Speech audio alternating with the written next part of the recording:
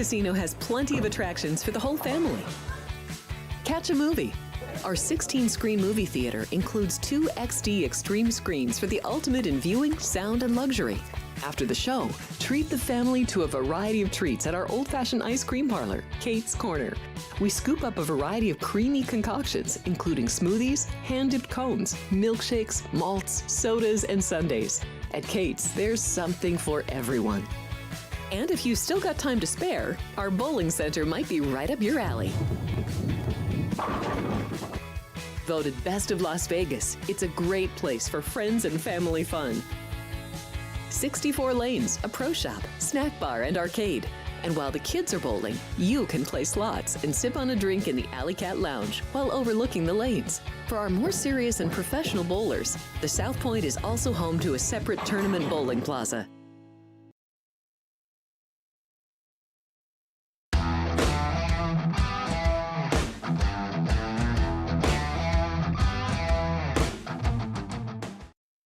The start of a new week means the end of the old one in the National Football League. Good afternoon, everyone. Jeff Parles, Sports by the Book Football Frenzy, getting you ready for not one but 2 Monday night games. A stream-only game for one, so there's really no better spot than to just get in your car, drive however long it is here in the Vegas Valley, and just sit behind us in the sports book from about 5 o'clock, well, I'd say 4:30. Make sure you get a seat. From about 4:30 till about 9:15 tonight. Doesn't that sound like a good idea? Ryan McCormick, Chris Andrews on the desk with me right now. Let me give you the hot tip. You know the best place in town to watch this game? Is it the showroom? That's also Have you a good ever spot. been down there? It's also a good spot, too. I mean, it might be the best TV I've ever seen. It's a pretty good TV. Yeah. It's a pretty good TV. I mean, it's not as big as the one like at Dodger Stadium, but, you know, it's you'll be able to watch. Yeah, anywhere on property is good. Food specials, and they give away cash at the quarters, and it's a pretty good experience. It's not a bad net. Free cash is good. Free cash is always good. Yeah.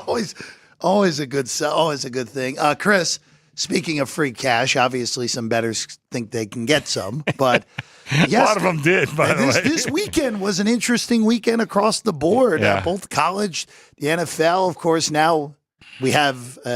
Even to my dismay, but I can acknowledge it, an epic World Series coming on the way as well. The first time the Dodgers and the Yankees are meeting since 1981. Wow, is that right? Yeah, 1981 was the last time they met in the World Series. Played 3-5, 77, 78, 81. Was that Bob Welsh and Reggie Jackson? Was that matchup? A long time ago. Dodgers won that series. Yeah. Haven't met since then, but boy, the action this weekend was great across the board, and it's only going to keep getting better as we go through, of course. I like the 2 games on Monday night. I really do. I'm with you. Yeah, I mean, Michael Gaughan was, why do they do that? And I'm sure I said it on the show before, but about half the games stink. And here you got 2 games, times are a little off. If they're both good, you can actually watch both games and switch back and forth. But if one's no good, you go to the other one. And I like it. And I got to tell you, got a lot of business tonight. Well, and the 2 games tonight, and we'll just start there real quick, and then we'll go back to the weekend that was, Chris. This first game, the early starting game, is a spectacular game. Mm-hmm. Baltimore's on the road at I think, underrated still Tampa Bay team. Mm-hmm. Baltimore's a 4-point road favorite in this game, so it's gone up. But this is, Chris, this is a really good under-the-radar matchup. By the way, Tampa gets Kansas City in 2 weeks on Monday night as well. Mm-hmm. So they're going to get their shots, both of their shots at the 2 best teams in the AFC the next 3 weeks. So on our show on Friday, I gave out, I was 3 and 2. Mm-hmm. So, 60%, not bad. But I said I would have given out Tampa Bay, but I didn't want to yet because I knew it'd get to 4 on Monday, and I didn't want to take the 3. And I had to take what's out there. But if I were out there, I'd say Tampa Bay plus the 4. And I'm hoping to go in needing. I don't think it's going to be a problem. I'm hoping to go in needing Tampa Bay in this game. I think that's going to be the case. Yeah, I mean, look, Ryan and I will have the full breakdown in a few minutes, but this is, I can tell you, this is a really high-end Monday night game with 2 teams that Baltimore might be the second best team in the NFL.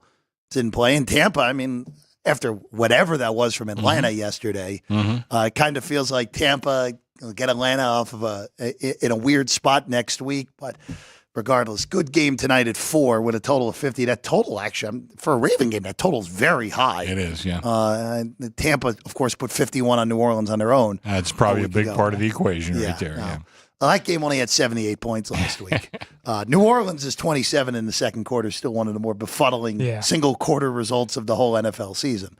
Not that they lost by 24. That made a lot of sense last week. And then, Chris, the other game, look, I don't know how particularly good either of these teams are. And Arizona might be bad, but the Chargers come in as a 1-point favorite, and the bettors have just taken Arizona down after that a quick initial move to 3, and it's been all Cardinal action since then. They are healthier than we did expect. We didn't expect Marvin Jr. to be able to go, but he cleared protocol within a week, and he is playing tonight for the Arizona Cardinals. Yeah, it's all Cardinals. Jeff, I'm kind of with you. I'm not sure what to make of either one of these guys. Chargers, I have a renewed respect for them now that they have Harbaugh, and Herbert looks like he's supposed to be healthy tonight. He looked okay last week. He was okay. And the Cardinals, I've never been a Kyler Murray fan, but he is playing pretty good football. I can't, your eyes have to tell you, maybe when you were wrong. I'm not sure how wrong I was overall, but he can play very well in spurts, no doubt about it. And we'll see if he has one of those spurts tonight. I have no real opinion on that game.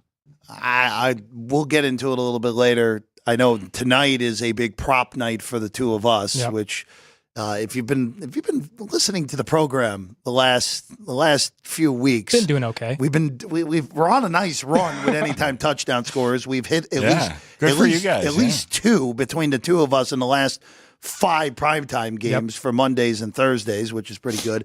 You also, if you listened on Thursday last week, we warned you better bet Jared Goff right now to be the MVP of the league. Yeah. And those numbers have been sliced in half from what they were. What are they? What'd you bet? What do you see now? I got 18. 10. There's even a 9 out there this morning after what was that was the best game of the day. Oh, that was by terrific. A significant margin yesterday, in a day that was pretty much full slop for the most part from the NFL, other than that game in Green Bay and Houston, which was not the most clean game to begin with. But look, Detroit, that offense is every bit as good as we thought, Chris. And for Minnesota, you know what? Sometimes you learn a lot about a team in a loss. And the fact that Minnesota blew the lead, came back and retook the lead at the end of the game. I know it was a fluky defensive play, but still came back and took the lead. That tells me a lot that Minnesota, they're a legitimate playoff team. I'm still have questions of can they win multiple playoff games with Sam Darnold, but that is a legitimate playoff team in Minnesota, and that 5-0 start was not a fluke. No, absolutely. I would agree with you. I didn't lower their rating at all. Not in my mind. I thought they were just fine. I made the game a dead pick going into the game. If they were to play again, I'd probably do the same thing. I mean, at Minnesota, certainly. But I think Detroit right now, and you talk about Jared Goff, and I think people were ready to throw him down the river after the first 2 games. He didn't look very good, but then since there, he's been on fire. And I heard some discussion this morning on some of the talking head shows. Boy, is he the best quarterback in the NFC? And then I'm thinking he might be the best quarterback in the league right now. I mean, for what he does and what they want from him. And I know we're going to hear some stuff about Jackson and Mahomes can win every game. He's a great player when he has to be, but overall, he's not playing all that great. He's not. Doesn't he have more interceptions than touchdowns? Yeah, he's leading the league in interceptions with 8, and he has 6 touchdown passes. 6 touchdown passes. Yeah, and he's through 6 games. And by the way, he's 4-1 to win the MVP. And by the way, Patrick Mahomes is your MVP favorite still. Right. Yep. Right. By the way, Goff is down to 6-1 now. 6-1. Third of the price it was last week. Yeah, so 4th highest favorite. Yeah. What's that? He's the fourth highest. Jackson's co-favorites with Mahomes at the and who's in the other spot? And then Josh Allen's 5-1. Oh, yeah, I can see that too. Right now, I think Josh Allen, if we were having a vote at this moment, it would be I would have Goff 1 and Allen 2, and then take your pick after that. By the way, Jordan Love also, who we mentioned last week, Ryan. Yep. We said 22-1, probably the peak of his market. He's down to 13-1 as well. So it's funny. The certain games I don't watch that closely because we had even action, like the Houston Green Bay game. I didn't need anybody. The Detroit Minnesota game, I didn't need anybody. So I was watching some of the lousy games where I had some serious sweat. By the way, let me tell you how the weekend went. So Saturday we wound up winning more than I thought. Okay. Because we were stuck close to six figures early in the day. Who did you need? So I guess you needed Georgia in the late game. Definitely. Yeah, and then that was a great result. Right. Yeah, Michigan. We need to beat Michigan. We need to beat Texas A&M. Yeah. Those were like you beat them all. Probably the three biggest games of the day. So we beat them. So we were stuck big early, and then we wound up having like a pretty good day. And then yesterday, and I went through the figures today. We crushed the wise guys. Crushed them. We got buried on parlays, parlay cards. And so, like, I saw, like, we had one guy hit 2 8-teamers. It comes up. Wow. So he's in line cashing. Yeah. I go, what did he play? You know, I'm like, did we have bad numbers on the game? Like, Atlanta plus, no, who did Atlanta play? Seattle plus. Seattle plus 2.5. Okay, what are you going to do there? Seattle kicked them behind. He read like 4 games. I said, that's enough. I could tell. He's not a wise guy. He's just a guy that beat us. He just picked a bunch of winners. And what do you do with that guy? Pat him on the back? See you next week. You want him betting every week. That type of better. I mean, I went through the figures, like I said. I called this morning. I said, what did we do like on the straight bets? And they gave me, I'm not going to tell you what the number is. Well, we crushed them. We crushed them. And we got crushed, unfortunately. There was at least the one other lesson. Well, there's 2 lessons out of yesterday. We'll get to the second one in a moment. The first lesson is if Patrick Mahomes is an underdog and you're coming in on the other side and pushing that number, Chris, I don't know. I forget what you guys closed on the money line, but about 10 minutes before kick, because I already had some money line from earlier in the week on Kansas City. Our friends over at the Westgate, Jay Cornegay and John Murray and company, Kansas City was plus 135 on the money line about 10 minutes before kick. Yeah. And I just couldn't believe my eyes. I'm like, all right, I'm taking more. And if San Francisco's going to beat me, so be it. And on a day where I thought Mahomes was pretty average, Purdy played his second worst game of his NFL career. The only one that was worse was Christmas night against the Ravens. But he's had like 3 bad games in his whole career. Yeah. And unfortunately, that was one of them. Well, 2 of well, fortunately, I would say, because that was one of the games we won. No, I know. Again, like Vinny said on Friday, like you're not going to be – you're okay if you need Patrick Mahomes in the Kansas City Well, I think we Chiefs. said on Friday's show, listen, if you could take like, plus 110, that looks like a hell of a bargain. You took plus 135. I got plus 135 10 minutes before kick. Plus 130 here. Was that where you were? Plus 130? I was going to say, we were right around there. Couldn't believe my eyes when I saw that. And San Francisco, by the way, Brandon Ayuk's season is over. So their season from hell with injuries just continues for the Niners, who are at 3-4. Yeah, and then, we might not see McCaffrey again. Well, I doubt we see McCaffrey. By the way, the one good thing for the Niners, though, they see the Cowboys this week. Yeah. And the Niners own the Cowboys, at least in these current forms for both of those teams. You guys right now have that as Niners 5.5, even with all the injuries on the San Francisco side. And then, and have it ready, the New York Jets get clocked by the Pittsburgh Steelers.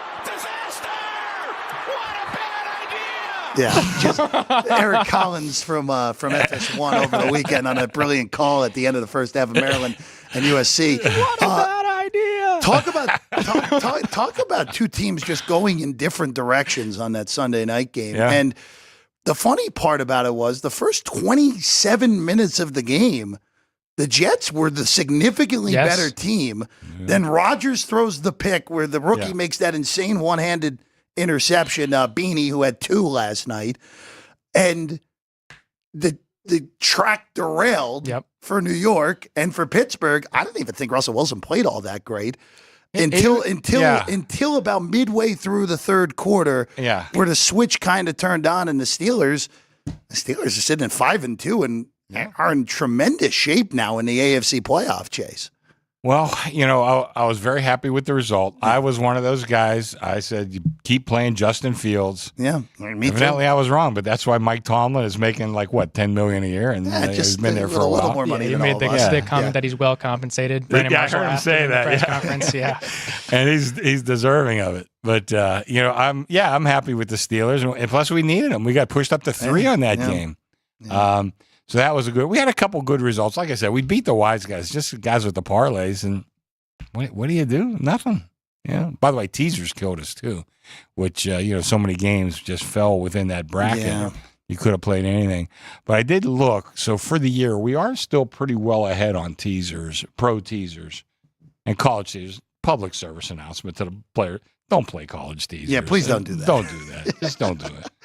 I mean, believe if you want to play them with us. We got the best prices in town for a 100%. reason, But that public service, don't play those. I do want to ask you before we let you go back to work, Chris. Just on the college front, what do we do at Alabama, where it's again they're still loaded with talent. Yeah. I am still flabbergasted they managed to lose that game to Tennessee, where the Vols were shut out in the first half for the third consecutive game, which is bonkers in its own right. Yep. But Bama couldn't take advantage of the fact that Tennessee had no offense for a good majority of the game. And now here you are, where Bama, look, the college football playoff is still within reach, but they have to go to Baton Rouge in a few weeks. They still have the Iron Bowl. And again, I know they're a big favorite this week against my alma mater, but that is not with the way that Bama struggled against losing to Vanderbilt. Probably should have lost to South Carolina. And that's no gimme this upcoming weekend with Mizzou coming off of their biggest win of the season, getting out of a multi-score hole in the fourth quarter against Auburn. Well, I was looking because I heard you mention the BYU thing. What somebody said that they should be in the top 10. Oh, I did. Well, let me just. I go into my number 13 team. Who is SMU? Okay, so you're high on SMU. I am. Okay. I mean, you got to go with what you're seeing right now. Yeah. Offense has been great. Offense has been great. I mean, if we're going the first 2 weeks of the season, you'd have a point. Okay. But anyway, I looked at BYU, and I use a number system different than some others. But I have SMU in 80, and I got BYU 7 points worth than them. Yeah, and SMU is my 13th ranked team. I didn't count down. And that's even with BYU beating them heads up earlier in the season. Yeah, that's early. Granted, SMU is totally different. That was week 1 or 2. That was SMU's second game against an FBS team because they had some. Let me just again another public service announcement. Yeah, these guys are these writers and stuff like that. They say some of the stupidest things in the world. Oh, we know that. And they're out there giving you picks. Yeah. Not that we're going to light the world on fire, but we have some specific, talents, I guess you would want to say. But we have like some experience. We've got a sports book right here. We're monitoring the situation all the time. Some of these sports writers say some of the stupidest things. They're trying to tell you who to play, who to put your hard-earned money on. Not that you should play everything that we say, but we try to give you the truth and some real experience. Yeah. No, I'm with you. By the way, just so you know, BYU, based off the net success rates of that game on Friday night where BYU went 75 yards in 30 seconds to somehow win that game against Oklahoma State, they were, based off the stats, BYU was supposed to lose that game by 12 points. Really? Yeah. Okay. So, and also, too, the market this week, Central Florida, who, by the way, talk about getting fortunate. Iowa State should have lost that game about 7 different times, and they still found a way to beat Central Florida. Yeah, I think my numbers came to BYU 1 on that 2, game. So it's 2. Yeah, it's pretty much the same. Probably didn't give enough credit to the injury. But going to Bama, though, Chris, just like... Well, going back to Bama, I still have them number 6. Okay. Because, they haven't played a good schedule. And the way I do my ratings, the point differential does mean a lot. And they lost up by a little bit. 2-1 score losses. Yeah, the Vandy game, I don't know what to tell you about that. And they might have put Vandy in the top 10, too, I guess. Well, Vandy's 25 in the AP poll now. Are they really? Yeah.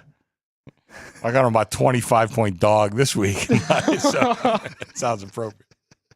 Anyway, I'm going to go back to work. But do you remember the old commercial with John Clayton? Where he's sitting there and then, in his bedroom? Yeah, in his bedroom. Mom, can you take me to the mall? I'm waiting for Ryan to flip that jacket up and have like the Slayer T-shirt right. We might have to get you one of those at some point. I don't know. Maybe I'm wrong. All right, guys, have fun. Have a good show. Thank you, Chris. As always, Chris Andrews, everyone. Ryan, let's dive in. 2 games tonight. Let's start with that early kick, the 8:15 Eastern, 5:15 Pacific. Tampa hosting Baltimore. Again, this is a really good game.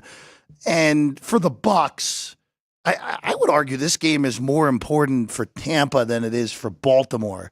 Of course, we know Lamar Jackson owns the NFC 20-2 outright in his NFL career against the NFC. The Bucs are coming off of a win where, quite frankly, Ryan, the Bucs, if they don't blow that game against Atlanta, it's just that weird game against Tampa where half their defense, or excuse me, against Denver, exactly, where half their defense was hurt and they no-showed and they just got in too big of a hole in Denver's defense.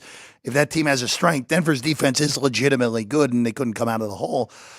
This is a different looking ball game here tonight for me. I'm with Chris. If I'm out there, I'm only taking 4 at this point with Tampa, and if Baltimore beats me up here tonight, then guess what? Then it's really a cluster of 3 at the top of this league with Baltimore, Kansas City, and Detroit that are a nice little click above everybody else at this point. If they go on the road and really put it on a Tampa team that I think is a legitimate playoff team and a team with the right draw that's capable of playing for an NFC championship in a few months. Yeah, I mean, you had mentioned it. The Bucs are coming off of a win against the Saints in which they put up 51 points, becoming the first team this season to score 50. Almost 600 yards too, Ryan. Yeah, so they absolutely dominated New Orleans, but they are now coming into a matchup against the Ravens, who are in the top 3 power-rated team for both of us sitting at the desk here. And then, as Jeff just mentioned, Lamar Jackson, you said 20-2 in starts against NFC teams? Did I? I have 22-1 in starts against NFC teams. I'm gonna trust you. I'm gonna trust your numbers over mine because my math skills have been lacking recently, right? And then in the last 3 years, he is 10-1 versus NFC teams. The one loss was in 2022 against the Giants, which of course was the year that they made the playoffs. That was a fluke bowl right ended there. Up paying Daniel Jones the contract that was a mistake. So 10-1 the last 3 years versus NFC teams. In his career against the Tampa Bay Bucs, Lamar Jackson is 2-0, 3 touchdown passes, 1 rushing TD, 1 fumble, and both games went under the total of 50. And then if you want to look at the last 5 years in prime time, not really any telling trend here, but Baltimore is 10-8 straight up against the spread, and the total is 8-9-1. So kind of 50-50 there, no real edge. And so for the prime time numbers for the Ravens. But quick mention to our chat, if anybody wants to chime in, we have John and Vince Las Vegas chiming in. Vince says he's going with Alex's parlay that she mentioned this morning. Both the Harbaugh brothers are coaching tonight. So John Harbaugh with the Ravens money line and Jim Harbaugh with the Chargers. Did I get that mixed up? No, I think I had that right. John Baltimore, Jim L.A. Yeah, so I had that right. But taking those 2 money lines is Vince Las Vegas. And then John likes the Ravens to cover and Derrick Henry anytime touchdown, who has scored a touchdown in all 6 games for the Ravens this season. And we'll get to the anytime touchdown market in a second here. Yep. Henry's price is bordering on outrageous at this point. But I just want to throw out there real quick with the Ravens because we definitely got thrown off the scent early in the year because of the 0-2 start. Yep. And if you look back in retrospect, the first game, I mean, if Likely just gets his toe in, I think they're getting a 2-point conversion and they're winning the game. Yep. And then the Raider game was just, they fell asleep. They totally fell asleep. And then what was the change? You and I mentioned this whole month. They finally figured out how to use Derrick Henry. They started using Derrick Henry properly. Yeah. And look, I was one of those people who was like, I don't know how much Derrick Henry has left in the tank. He's old by running back standards. He looked like he started to lose a step at the end of his Tennessee tenure, except for that last game where he torched Jacksonville, the final game of the season last year. But Derrick Henry looks like old school Derrick Henry. And when you couple that with Lamar Jackson, it is almost impossible to defend at this point. And again, 50 on a Raven game feels high. I would argue it's low in this game because I think both teams are getting to the mid-high 20s tonight, which gets you a pretty easy over when it's all said and done on the 50 for that total. Anytime go ahead, Ryan. So you had mentioned the total in this one. Both of these defenses are pretty susceptible to the rush or just passing or offensive yardage in general. They're pretty mediocre defenses so far this year. The Bucs should be getting Vita Vea back tonight, so that could help on their defensive line front. But then you had mentioned Lamar Jackson and Derrick Henry through 6 games have 1,107 rushing yards, which is the most by a quarterback running back duo since at least 1950. So just showing you how impressive that duo has been for them once they finally figured out how to use them. And I think it's going to be a whole lot of running for the Baltimore Ravens tonight. I mean, you try and keep Chris Godwin, Mike Evans, and Baker Mayfield off the field by controlling the clock and running the football, and that's what the Baltimore Ravens do best. So, like Jeff said, I could be a great scoring game in this one. Anytime touchdown market, Who was it in the chat that had Derrick Henry anytime? John. That was John. Derrick Henry, you're laying over $2 in most shops right now. Yep. I think the best price I saw was minus 185, which is still heavy. A pretty penny to bet. But no one offers no. Will they score a touchdown for the most part at this point? But again, someone please do that at some point. I think there's one book that does that right now. I wouldn't bet a no. You're not going to get a good enough price on the plus money for Henry. Bucky Irving plus 115 is the next short shot. By the way, Tampa's backfield, who knows what we're getting out of there tonight, because it was a collection last week that included Sean Tucker out of absolutely nowhere having a gigantic game last week. Rashad White is back. Yeah, he didn't play last week. So I don't know what we're getting out of the Tampa backfield tonight. I wouldn't touch any of those props because I think anything's in play with that. The guy I bet, I got $3 on it, is Rashad Bateman. Okay. Yes, going off the beaten path here tonight with Rashad Bateman, who is Baltimore's number 2 wide receiver. But here's the deal, at least from my perspective here. There's going to be so much attention on obviously slowing down the run. Right. Obviously. But Zay Flowers has had a stretch. The last month, Zay Flowers has looked like a legitimate top 10 NFL wide receiver, which he was great last year as a rookie, but we were never able really to say that. I think it's pretty. Yes. So far this year, he's been a top 10 wide receiver. But to that point, I think having the running game the way that they do allows that. I mean, we saw kind of for the Jets last night. They weren't able to get the running game going in the second half, and they collapsed. But I will say this, though, for Bateman. Bateman doesn't have a lot. Bateman only has 17 receptions so far this year, which is very little for a number 2 wide receiver on a legitimate offense. But he's been targeted in the red zone, which is very important in order to get those anytime touchdowns in.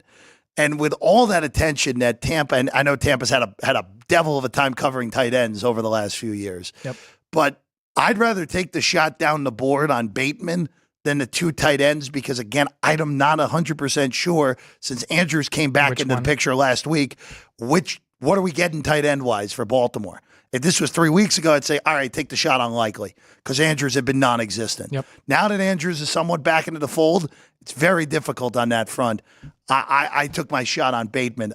Who knows if it will get there, but that's the shot I took here tonight. Okay. I mean, you made a mention to it, and the one that I took a shot, obviously, so I have mentioned before, I take Chris Godwin touchdowns every game. I've taken it every game of the year. Yeah, don't blame me on that. So I will have well it so far, my friend. I will have it again tonight, plus 145. But on the Baltimore Ravens side, I will take Mark Andrews, being that he has come back into this offense the last 2 weeks. Weeks 3 and 4, he had 0 receptions, 1 target in each of those games. And the last 2 weeks, he has 4 or 5 catches, both straight. Has gone over his receptions prop and his yardage prop last 2 weeks and had an anytime touchdown last week. So seems like he's coming back into form in this Ravens offense with them figuring everything out. So I would take a chance. I have actually taken a chance on Mark Andrews at plus 270. Tonight, no problem with that. Again, if you're going to take Baltimore anytime touchdowns and not lay the chalk with Derrick Henry, go down the board tonight. Go down the board on one of those pass catchers. I mean, I don't even. If you want to even go all the way down the board and take Kolar or Ricard, I don't really care. We all love Patrick Ricard, who is a nice 350-pound fullback as always there, Ryan. So, but you're pushing double digits on Ricard there at the bottom. Yeah. If you want that, but look, this Tampa defense concerns me. And also, by the way, if we're going on the Bucs side, I'm with you. It's only Godwin, just because of that. Who knows what we're getting out of the running back position? Well, I think. Do we have the Bucs the props? The receiver props on the Bucs? A graphic? No. Okay. So gotcha. You can throw the quarterback one up real quick, and then we'll hit the receivers in a second because the quarterbacks. Baker Mayfield statistically has been awesome this year, other than the turnovers. Which Baker, anytime interception is minus 115 tonight, or excuse me, minus 150, minus 150, plus 115 at DK where we took these odds from. Oh boy, I kind of see that over 36.5 pass attempts. And you think if Tampa's chasing the game, that's probably good. That's the only thing that would sell me on that. Yeah, that would be the only thing on the Baker side I'd look at. Jackson, look, all those numbers check out to me. As always, if you want to take a plus money, Lamar Jackson, anytime touchdown. I can't really hate that. Right. But not much on the quarterback front. Just so much of a threat. Well, so I went and looked at each of these props for you.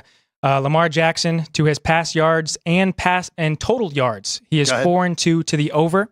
With his passing touchdowns, he is 2-4 to the under. 4-2 to the under on the passing touchdowns. So one touchdown in one or less touchdowns in 4 of the 6 games this season. Has 2 touchdowns in games this season. So 2-4 to anytime touchdowns. 4-2 to the no on Lamar Jackson interceptions. For Baker Mayfield, he is 3-3 on his passing yardage. He is 5-1 to the under on his pass attempts for that 36.5. So if it kind of could be a shootout, you might think over, but then to the same point, the Ravens might control the clock and he might not get to 36.5. So 5-1 to the under on attempts, 4-2 to the under on completions, 4-2 on passing touchdowns, 3-3 on interceptions, and 2-4 on anytime touchdowns for Baker Mayfield. Real quick on the receiving on the Buccaneers receivers, real quick. Mike Evans had been battling with an injury, got the injury designation removed yesterday. He's going to be able to play. Yep. 4.5 on the receptions. I would go over on the 4.5. Again, even though I think Tampa I like Tampa to cover.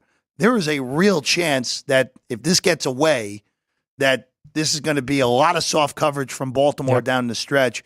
That's why I don't mind your Godwin anytime touchdown either. Would not be shocked one bit if Evans goes over that again. And Marlon Humphrey will be on the coverage more times than not on the Baltimore side. All right, any more notes on this game, or are we going to go to the other one? So going to that receiving props for the Buccaneers. Chris Godwin is coming off his highest targeted game of the season. 13 targets last week. He has 8+ targets in 5 of 6 games this season, but is only 3-3 on his receptions and yardages lines. But he is 4-2 on his anytime touchdown. For Mike Evans, he is 3-3 on his receptions, yardages, and anytime touchdowns. So if you're thinking that it will be a kind of catch-up game, kind of maybe garbage time points for the Buccaneers, could be good for the overs for those receiving props. And then Rachaad White, who didn't play last week, has kind of been losing his backfield opportunities to Bucky Irving and now Sean Tucker. But he is 4-1 to the over on his attempts, which I believe is 7.5 tonight, and 3-2 to the over on rushing yards and total yards. So Bucks coming off a 24-point win. They are also the only team. 3 of the 4 teams playing tonight have not allowed a touchdown to tight ends. The Buccaneers are one of those 3 to not allow a tight end touchdown. So little caution to that Mark Andrews touchdown that I like. Yeah, even with that, the last few years they have struggled to cover the tight end. So it's a little surprising that has not occurred yet this year. Now, granted, kind of look at their opponents. Right. Other than Kyle Pitts, who, of course, famously had a goose egg in that game on a Thursday night. Tight ends that they've played, other than Laporta. And that was a game Laporta got hurt midway through, right? No, that was the week after. So Laporta's the one guy who they really shut down on the high end, on the tight end spectrum. All right, let's go to the other game. Chargers on the road at the Cardinals. This is a weird game because I don't really have I'm pretty sure Arizona's winning 5 or 6 games, but as we talked about for 2 years with them, competitive, they play hard. Their defense is awful. Their offense has a bunch of pieces that are pretty good. I get why people don't like Kyler Murray, but he does produce. Yeah. And is at least when he's not scattered all over the place. Pretty good quarterback in this league. Chargers end of things are getting healthier, Ryan. That's the biggest thing with the Los Angeles Chargers. Now, still some health concerns to look at here tonight, as always with this team. But Justin Herbert is the healthiest he's been all year, basically. And that is very important going into a game against a mediocre defense. You're looking at the Chargers here tonight on the injury report. Joey Bosa is not going to play again, which is a little bit of a shame. Quentin Johnston's doubtful. It's unlikely we see him tonight. But the offensive linemen are healthy. So I'm a little confused by the move on this one. If you made me play it, I would lay the Chargers, the money line, whatever you're more comfortable with. But look, Arizona's more than capable of stealing this game here from the Chargers. Again, I think a lot of us have to get out of our minds. The Chargers don't have a jabroni at head coach anymore. They have, if anything, a top 5 coach in the NFL now in Jim Harbaugh. And look, who knows where the season will end up for the Chargers. But having a real coach probably propels them at least into that playoff discussion in a mediocre AFC. Yeah, no, I 100% agree with you there. And then on the Cardinals side, going into the year, they were my wild card in the NFC West. So I thought highly of the Cardinals, and they've kind of showed the last few weeks that they're really hit or miss week to week. But yeah, you'd made the point that the Chargers are getting healthy. They still have 5 guys questionable tonight, 3 guys that are doubtful, 2 guys that they put on injured reserve in the last 3 days. So not entirely healthy for the Chargers. That is my biggest concern in this one for them. And then, so the one team this season of the 4 playing tonight that has allowed a tight end touchdown is the Arizona Cardinals. Not surprising. They allowed it to George Kittle in the win against the Niners. But one player touchdown that I will be looking at tonight, being that Hayden Hurst is likely not playing for the Chargers, a Will Dissly touchdown. Okay. He has not scored one yet this year, but he is. Last week was the first time this year that he got 4+ targets. He actually had 5 targets last week, so I do like him being that he will be the tight end 1 this week for the Chargers. I really want to take Eric Tomlinson anytime touchdown. There's a 14 to 1. Harbaugh might mess around. There's a 14 to 1 out there, but Eric Tomlinson's had a grand total of 1 target so far this year, Ryan. So, because the one thing with this Charger team is, who is Herbert throwing the ball to with all these injuries? That is the one concern with tonight. Even though we expect McConkey to be there, McConkey's banged up. Joshua Palmer right now, if you're looking on it, 3 to 1 anytime. That's not terrible for a guy who's hung around with Herbert through basically the whole time Herbert's been with the Chargers in his career. The guy that I will look at again, and you can get better prices than what DK has on him, is their number 2 running back, who on the year only has 4 carries. But Kamini Vidal, who caught a touchdown pass last week, by the way, Ryan, you would anticipate with all of the injuries to the skill position players that you will have an opportunity with Vidal here. Now, I don't think he's I don't think he's a runner per se. He's tiny. He's Darren Sproles like. He's 5'8". He's a little more bulk than Sproles, but he's very, very small. But you need some sort of weapons in the pass game to help along here. I think I'm looking bombers down the board here. Yeah. Vidal, I don't mind. I don't mind Palmer as well if you're looking to go down the board tonight on the LA Chargers side. Well, Vidal was almost one of the players that I looked at props for, player props for in this one. His rushing yardage is 16.5, but they didn't have anything available for carries. So, again, they're not anticipating that he'll be a large function. But Dobbins has been a workhorse so far this year. A good amount of looks. But so if we want to look at the quarterback props for this one, Justin Herbert is 1-4 or 4-1 to the under on his passing yardages, is 4-1 to the under on his touchdown props, is 4-1 to the no on his anytime touchdown, and has not scored an anytime touchdown, is 4-1 to the no on his interception. And then Kyler Murray, 1-5 to his passing yardage and the touchdown prop this season. 0-3 in games that they lost by 2+ scores. So if you kind of think the Chargers maybe run away with this one, Kyler Murray not so much, or has not thrown for touchdowns much in those games. Kyler Murray is 2-4 to his total yardage prop, 2-4 to the no on his interceptions, and 1-5 on his anytime touchdown. With that being said, last week, Marvin Harrison Jr. had his second worst output. He had one target last week, no catches. Yep. But if you look back at week 1, when the Cardinals didn't really know what they were doing with him anyway, he had 3 targets. They followed that game against week 2 that then played against the Rams, and that, of course, was the game that Marvin Harrison Jr. had his first 2 catches in the first quarter were 83 total yards and 2 touchdowns. So they made sure to get him looks early in the next game. So that's kind of what I think the Cardinals do in this one, is make sure that they get to Marvin Harrison Jr. and James Conner early in this one. Yeah, don't mind Marv if you get like a plus 180, plus 175 anytimer on Marv. I don't mind that. I also don't mind Kyler Murray either, plus 180. Seems a little steep if you're going that on Murray.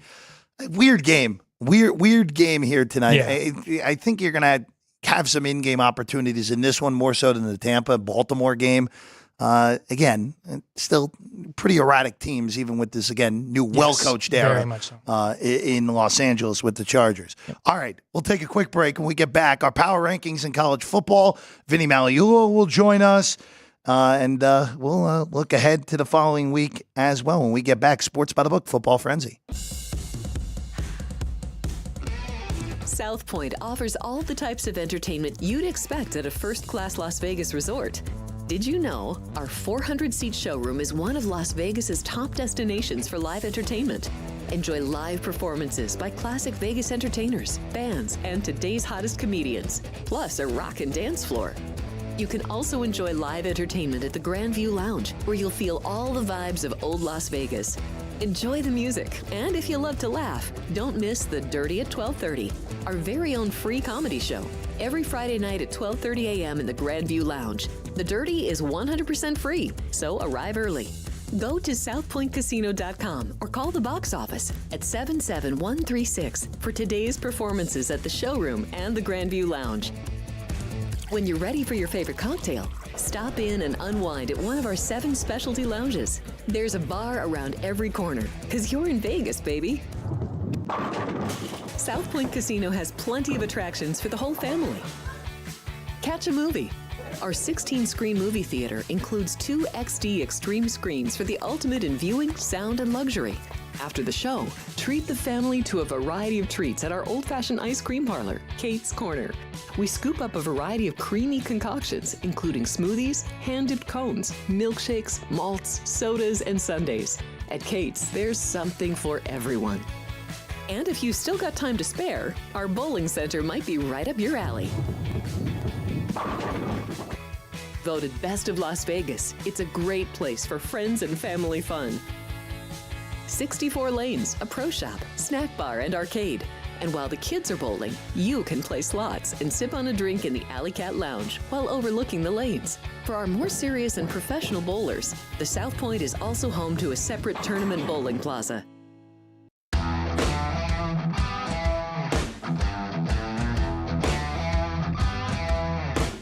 Welcome back in Sports by the Book, Football Frenzy. Jeff Parles, Ryan McCormick, Vinny Magliulo will join us momentarily. But Vinny's got to be able to grade our college football power rankings because he wasn't able to last week. So we got to get him back here today to grade them. And we'll go with my top 10 first. And I know Vinny will, and Chris already said this as well. I have basically a cluster now between 6 and 14 are basically all the same now. All the same. Huge cluster now. Texas A&M's in that cluster. Alabama's in that cluster. Iowa State's in that cluster. And who am I? Oh, and Ole Miss is in that cluster. All those teams from 6 through 14 are essentially the same for me. They're all separated by 1.5 points. They're all basically the same. Miami moves into the top 10, but I am very concerned about Miami moving forward because their defense is suspect. Their offense, as we know, talent. Ward is awesome. Rodriguez, they're awesome players. The wide receiver, Yestrepo, is automatic whenever he's throwing the ball. But Cristobal, as always, scares me a ton. But Miami's schedule at this point, if Miami runs the table in the regular season, it does not matter what happens in the ACC title game. They're going to the college football playoff. Yep. They're going. Doesn't matter what happens. Tennessee, I'm concerned about them too. They were very lucky to win that game on Saturday. That I thought it had more to do with Alabama melting than Tennessee actually winning the game. And Maliava was really average for the majority of that game and just continues the trend with Josh Heupel teams. They beat the snot out of awful teams, but when they play reasonable teams, they really struggle. It would not shock me one bit if Tennessee ends up at 9-3. Lose to Georgia, maybe even lose to Vanderbilt. Not kidding. Not impossible at this point. LSU moves to 8. They, to me, play the most important game for the college football playoff, period, this week. Period. Them at A&M is a ginormous game where the winner of that game is going to be able to sustain one more loss and probably still make the college football playoff. The loser is going to have to be perfect and probably will need the winner of that game in order to lose twice in order to get in. It is a humongous game in College Station on Saturday night. I can't wait for that. That's a game I have had circled for 3 weeks now. And LSU and A&M have kept winning to keep that the case. Notre Dame's at 7. Look, I think we can say at this point that Northern Illinois game was a fluke. And I know there'll be people out there like, how can Notre Dame be this shoo-in for the playoff with that loss to Northern Illinois? I get it. But if you go 11-1, and now that the service academies are real in Army and Navy, and by the way, they get Navy this week in the Meadowlands. Notre Dame beats up on both Army and Navy, and then beats USC the final week of the season, even though USC kind of looks fraudulent. That's not looks; they are fraudulent. Notre Dame is easily getting in and probably hosting around one game as well. Clemson just continues to impress. If you had either side in that game on Saturday, what a range of emotions with 3 touchdowns in the last 4 minutes to change which side was covering. Virginia ended up covering that game. Penn State stays at 5, and then 1 through 4, they're all basically the same for me. Georgia, when it's all said and done, I still think they're the best team in the country. I have my concerns about Carson Beck against high-end competition, but if that defense is going to play like they did in the second half against Alabama and that whole game against Texas, who's beating them? Unless if Beck hands the other team points, I don't know who's beating Georgia at this point. They're 1. Ohio State slightly ahead of Oregon. If they're on a neutral, Ohio State's still favored to me. And then Texas slightly behind Oregon. They're all pretty much the same. Those 4 teams are still the teams that you are chasing if you're trying to win a national title this year, Ryan. I'm right there with you. I think those 4 teams are very much the top 4 teams in the country. And Georgia is going to be my number 1. But, I don't know where to start here. Look at this. The Las Vegas is the SEC homer now. Yeah, we'll go 10. So Alabama, I know they did not look good. They kind of gave that game away. But I'm going to, Jeff made the point that 6 through, what you said, 14 are kind of within a point and a half. 6 through 14 separated by a point and a half now. My 6 through 15 are right there as well. So Alabama, they're still a top tier program. They're still going to have all these kind of athletes. But if I ever have to see on any team, two receivers standing on the side doing a jump shot instead of something like that coaching baffled me. I needed to move Alabama down. Why are we taking jump shots in a football game? I don't know. The basketball and football are the same. Right? Yeah, of course. The court's same size, everything. And then Clemson, I have number 9. They've looked really good as well since that week 1 loss to Georgia. LSU and Texas A&M, I have 7 and 8. I am looking so much looking forward to the game this weekend. What a great game. It is going to be awesome. It is going to be telling, just like Jeff said, of who's going to get in the college football playoff. LSU is a huge wild card to me. They win games that they lose the turnover battle, and which isn't supposed to happen. But if they go into Aggie land and beat Texas A&M, they're going to be the west side of the SEC favorite for me. So Tennessee, I have it 6. I think it was an impressive win, again, at home against Alabama. Jeff had said 3 straight weeks getting shut out in the first half for Tennessee. That is not good. That is not going to extend you in the college football playoff. But like I had pointed out, 6 through 15, I really need something else to prove to me that they can actually seriously contend to win a college football playoff. Even Penn State is in that same sentiment. They got Wisconsin this week, and then Ohio State, who I have at number 4 the week after. So that game between Ohio State and Penn State is going to be a very telling one for me as well. And then Oregon, I know they are ranked number 1 in the AP right now, but polls don't make prices. Hashtag copyright on that. I think that they should have lost that game to Ohio State in Oregon. And on a neutral site, it may be a lot different. And then Texas, I have it too. Kenny White had made the point earlier that losing to Georgia may just fire up this team a little bit more and put a little more pep in their step, make them realize that they're not the baddest man in town. They are not the big man on campus.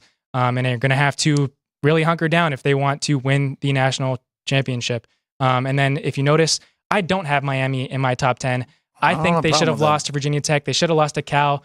If some things go wrong for them this past week against Louisville, they lose. I think they are due for a loss, so much so.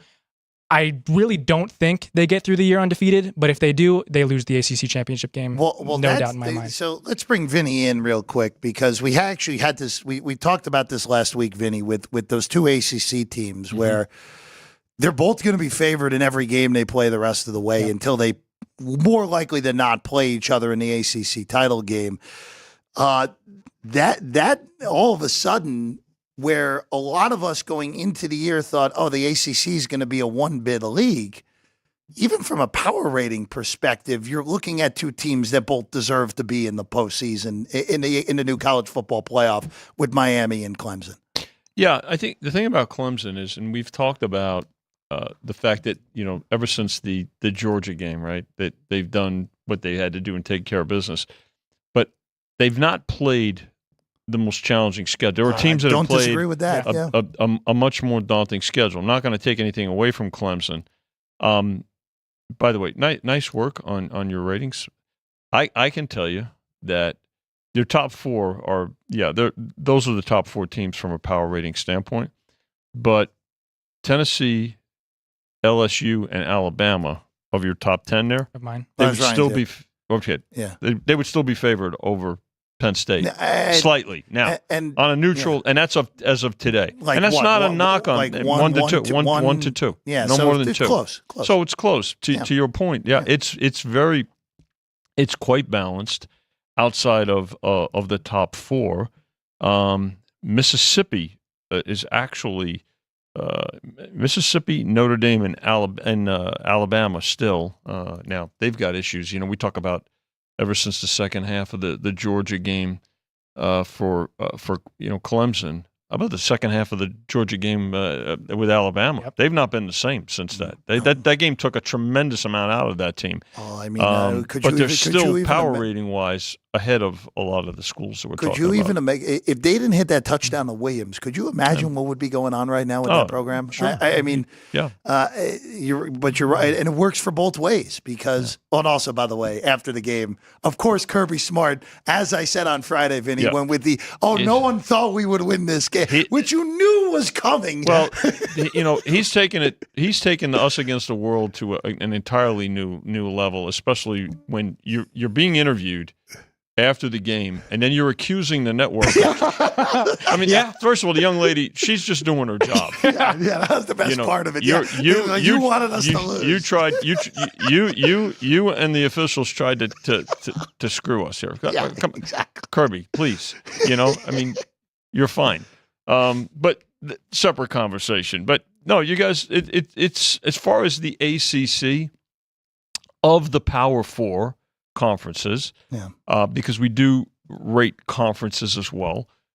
They are not rated as high as the other three. So you have the Big 12 ahead of the ACC. I have the Big 12 ahead of the ACC. I do slightly. Okay, I mean I've got the SEC, the Big 10. Which the Big that makes sense. the Big 18, and then you've got the Big 12, and then the ACC. So, can the ACC get more than two teams into the playoff? No. Right now, I would say no, because the wild cards in this, and there are several. Obviously, you've got Notre Dame is an independent, and certainly is playing their way in. Mm-hmm. Okay. But the service academies need to, we can't just ignore what the service academies are doing, and you can't ignore what, the Mountain West is going to get the Mountain West champion in there. So now what's going to be difficult is for an at-large bid to come out of there, right? Because let's say UNLV wins this game, right? Now Boise, they're not going to take more than one out of the mountain. It's going to be the Mountain West because it'll be two losses for a Mountain West school compared to say 2 losses in the SEC and the Big Ten, right? It's those schools there. So, but the service academies are really kind of playing into this right now, and deservedly so. Well, remember the service academies are both in the American Athletic now. Yeah, so an at-large bid for one of those ahead of an at-large bid for a Mountain West team is my point. I don't think any of those non-power conferences have a shot at an at-large, regardless of what happens. I actually made a list real quick from a college football playoff perspective. I made a list of how many teams that I have at the moment still alive for a bid going into what is now week. This is now week 9 in college, Yes. right? Mm-hmm. I had 34 teams still alive. Yeah. I had 34 teams still alive. Now, that's good. By the way, that's good for business. It's it's great for college football too. Yeah. Now, granted, some of the teams on my list, that business too. some of the teams on my list, like they're more likely than not going to need something miraculous to happen. Mm-hmm. Like I have Pitt on my list. Technically alive if they keep are winning. Yeah, they have for to sure. run the I ACC. have Duke on my list. They are. Have to They're run the technically ACC. still alive in the ACC. Same Yeah. with Syracuse. I have Texas Tech and Cincinnati, who I don't think are threats, but are both technically alive for a Big 12 championship. When you look at Still. the standings, Yeah. And then I have Illinois, another one who I don't think. I mean, Illinois is a 3-touchdown underdog this week against Oregon, and properly so on the road at Autzen. And then I have Vanderbilt still on my list. Technically, if they win out, they actually would play in the SEC title game. As ridiculous as that is, from a math standpoint, yeah. I'm just saying. No question, Jeff. Yeah. But it's a good exercise. I'm going to do this every week now. For the non-power conference teams, Army, Navy, Tulane, UNLV, Boise State, and I actually had Louisiana Lafayette on my list too. But Louisiana Lafayette would need a ton of help in order to get in. So can I want to pose the question. Yeah. Both service academies, Army and Navy, run the table. Well, they would play each other in the AAC. You mean title game. run the table going into their Yeah. their game? But by the way, in Yes. that circumstance, real quick, Ryan, This is my question. they would beat Notre Dame, Yeah. and Notre Dame would be done in that circumstance. Yeah, so Notre Dame would have 3 losses. They would not be in the playoff. Mm-hmm. Army and Navy would then play each other in their conference championship. Yeah. And then play each other again the following week in the Army-Navy battle. Right. But So if those two then split that matchup, They have 1 loss each. one loss each, could both of those teams make the playoff? So to throw water on it real quick, the college football playoff bracket is completed, stamped, done the day after. Oh, that game ends? After the After the American second game? Athletic, after the conference championship games. Okay. So Army, Navy. It doesn't matter that second. So we could have a very weird scenario where Army and Navy play each other in the AAC title game. Let's say Army beats Navy. Army gets into the college football playoff and then technically has nothing to play for against Navy. Oh, and by the way, would have to flip around and play the next week in a college football playoff. Yep. We could get a very bizarre scenario with that. And the funny part of it is clearly in play because if by my own rankings, Vinny, Boise State and UNLV would be favored, and I think close to a touchdown at least against either service academy at the moment. At least that's how I have it. They would be, they'd be favorites. But that's a fair number. Yeah, and you look at it though. But if let's say Boise. Well, actually, you know what? Not Boise, because Boise's got a national brand thing still in college football. Let's say UNLV. But Boise's also got the Heisman favorite. Well, that's the other thing. Boise is the best player in the country at the moment. So in Ashton Genty. Let's say UNLV wins out. Okay, let's say UNLV wins in an upset. Small underdog this week at home. Okay. And then they flip around and beat Boise a second time in the Mountain West title game. 12-1. Are they putting the 12-0 Army in, or are they putting the 12-1 the UNLV in with their only loss coming in Syracuse in overtime? Probably 12-1 UNLV because that's what I would do. I think so. That's what I would do. Well, it's also and I'll tell you what. Listen, Army would have a win over Notre Dame in that circumstance. I'm not saying that there is a I've advocated, as a lot of my colleagues have for a long time. You need to be on the committee, my friend. How about me or one of my colleagues? Because I can tell you right now. I should put Jimmy on there, actually. The thing about, sure. Yeah. Because there would be, they pay attention to that. Because even if it's the, power index from ESPN, which is their version of a power rating, okay? that comes into play. So to your question, an undefeated service and nothing. And again, it's not a knock on the service academies, but you'd have to put UNLV in there. For me, again, they're not quite on the level of the top 15 in the country right now. They're not, but both of those teams are capable of giving any of these playoff teams a competitive game, even in a straight road game. Well, Boise definitely is. Boise definitely is. UNLV, I think, is matchup dependent, like you just said, Ryan. Look what happens to listen. Things happen in games.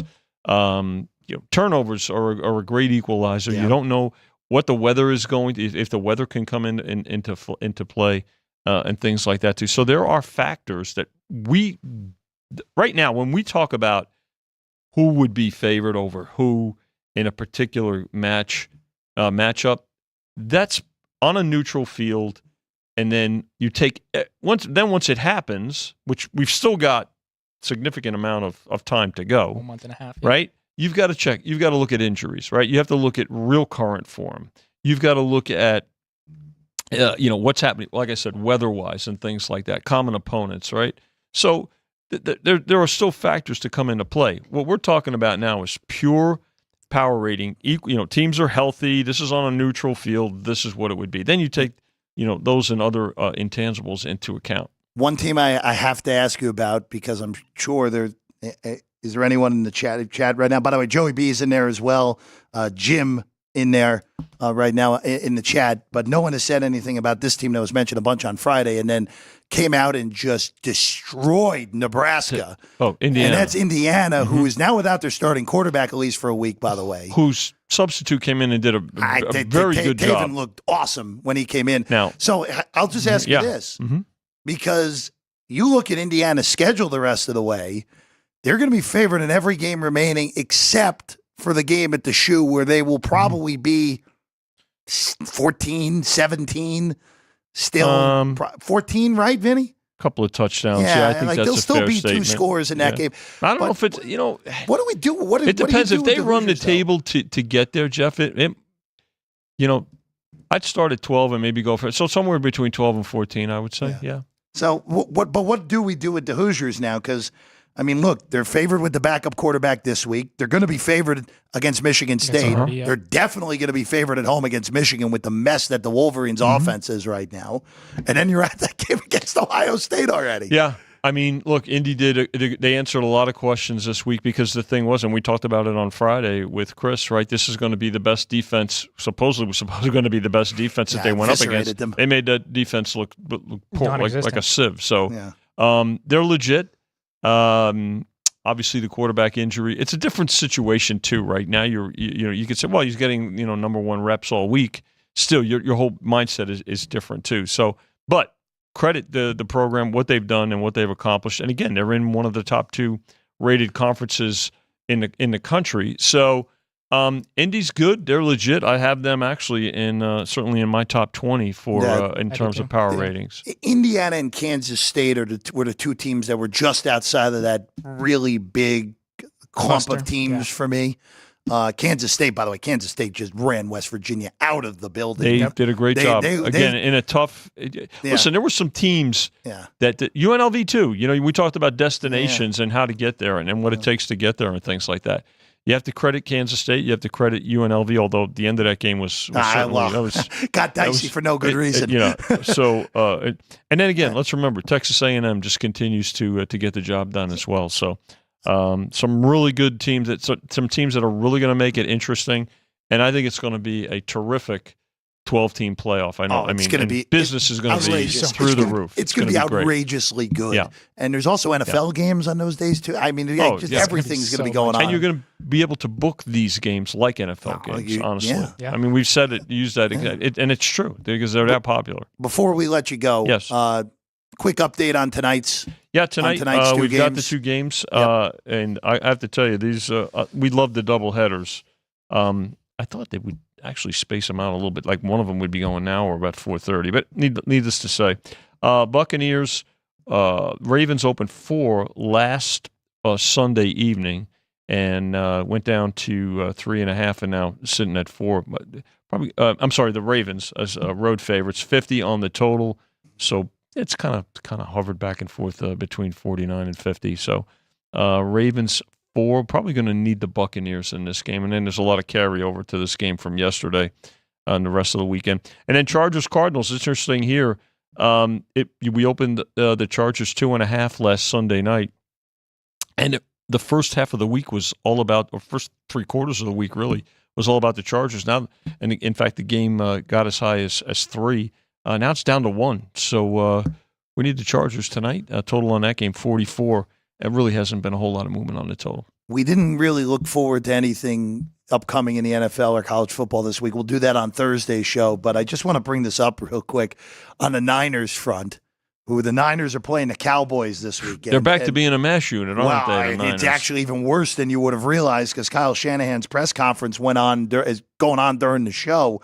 The Niners right now are down to 4.5 behind us. Because still not expecting McCaffrey yet. Kittle's day-to-day with an ankle. Ayuk, of course, we mentioned earlier, torn ACL, his season's over. Debo Samuel's in the hospital right now with pneumonia, where if you watched the game yesterday, Debo needed oxygen early in that game. I'll say this because we already had the first coach to get fired, already happened to Robert Saleh. Doug Peterson at least staved it off for another week with their demolition of New England yesterday. If Mike McCarthy off the bye loses to the Niners without no weapons, with no McCaffrey, no Samuel, no Kittle, number one weapon is and Juwan no Jennings. Ayuk. And again, I would imagine Kittle will play based off of what he said. But even if Kittle's there and there's no wide receivers, by the way, Juwan Jennings didn't play yesterday either. We might be getting coach number 2 on Monday then, because I don't think Jerry will handle that particularly well if San Francisco does it to Dallas again, like they have the check last the Dallas years. injuries too if they're Parsons coming back. Is still questionable so at the moment. I think that's certainly, but no question the Niner injuries are far greater. Also, the Raiders made their big move. They signed Desmond Ridder. Great. Yeah, there we go. There's your big move there. All right, that's all the time. No help whatsoever. That's all the time we have here today. We're trying to keep our touchdown streak going here. So, Will Dissly for the Chargers and Mark Andrews for the Ravens and Chris Godwin for the Bucs. And then on my end again, Bateman on the Baltimore end, Vidal on the Charger end, and I'm telling you, I'm going to end up taking a piece of one of those ridiculous tight ends that have a combined one target between Tomlinson and Smart is the other one at 10-1 right now. We'll see how it all plays out. But again, also thinking Marvin Harrison gets active early in that one. They try and get him. Wouldn't shock me one bit. You can get Maserati Marvin plus 175, plus 180 still anytime touchdown. That's what makes bookmaking great. Yeah, the smile on Vinny's face on this. The handle. For sure. All right, Vinny. Thank you as always. Good job, Brian guys. McCormick, good job. Thank you, crew. Yes, and Jerry, thank you as always. Everyone in the chat, thank you as always. This show is back on Thursday at 3 o'clock. We're going to get you ready for Thursday Night Football, where the upstart Minnesota Vikings go to L.A. to take on the Rams. Boy, we didn't even talk about Antonio Pierce's field goal yesterday, which was flabbergasting. But the Rams won but didn't cover yesterday. But it looks like help is on the way on Thursday for L.A. And we'll get into the week in college football and much more on Thursday. But we're not gone for a few days because Alex and Kenny White are here tomorrow at 9 a.m. right here on this channel to get you ready for a busy day. College football, the NBA starts, hockey, tomorrow morning on Sports by the Book at 9 a.m. I'm Jeff Parles. We'll see you again right here on the channel, Sports by the Book, live at the South Point studio.